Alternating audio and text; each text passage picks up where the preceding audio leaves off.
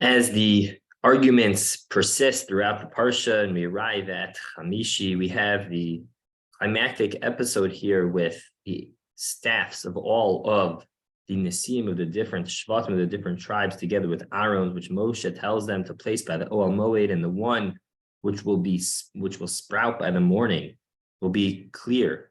Divine providence, Hashgacha Pratis, that is who Hashem has chosen to be the Kohen Gadol. And the episode continues that, of course, Aaron's staff is the one that went ahead and bloomed.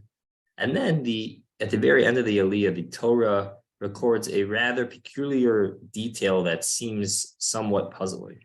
And that is the very last pasuk of Hamishi says that the rest of the Nisim of the tribes, not Aaron, went and each one took his staff back to his possession.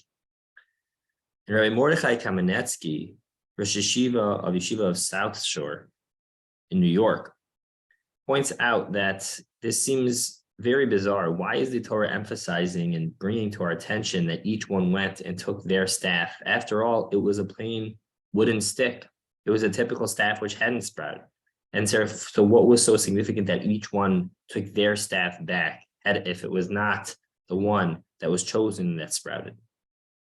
But he points out that despite the fact that theirs did not sprout, and that on the surface theirs all seemed to be one and the same, and Aaron's was the one that had sprouted and shown the truth to the rest of the Jewish people and to those who were rebelling. Nonetheless, there was something profound about the fact that each Nasi went ahead and took his own staff back.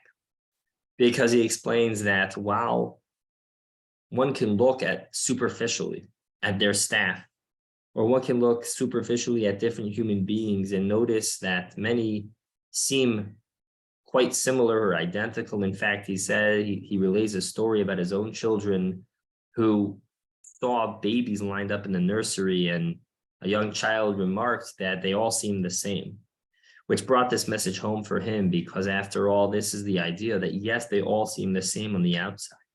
Yes, all these staffs seem the same on the outside, but yet to their owner, to the one of whose it was their possession, they understood the intricate details and the differences of each and every one.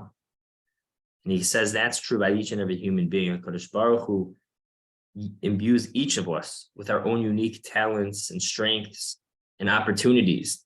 And while at large we can zoom out and see how most human beings are quite similar, even if they don't look identical, they have the same body makeup, they have the same tendencies often, and yet each and every person, regardless of how similar we may seem or feel to others around us, recognizes that each individual has what makes them unique. Each individual has their own strengths, their own details, their own significant aspects which create change, which make them into their individuals, to their owner, so to speak, to HaKadosh Baruch Hu, to the owner of our traits, of our midos, ourselves. We are the only ones we can recognize what truly makes us unique, what truly makes us special, what truly makes us different, and what truly enables us to fulfill our greatest potential.